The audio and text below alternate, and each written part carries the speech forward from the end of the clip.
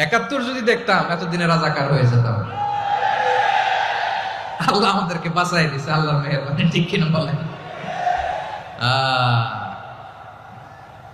মন মতো হইলে মুক্তিযোদ্ধা, মন মতো না হইলে রাজাকার। কত কিছু দেখলাম এই শাহবাগের বুকে।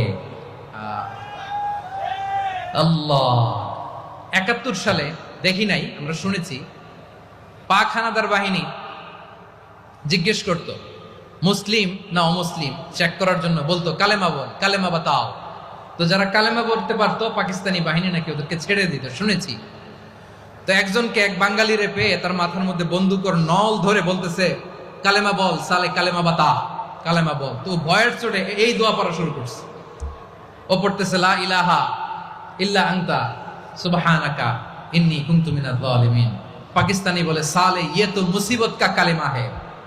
বাঙালি কয় হাম তো ভি মুসিবত মে হ্যায়।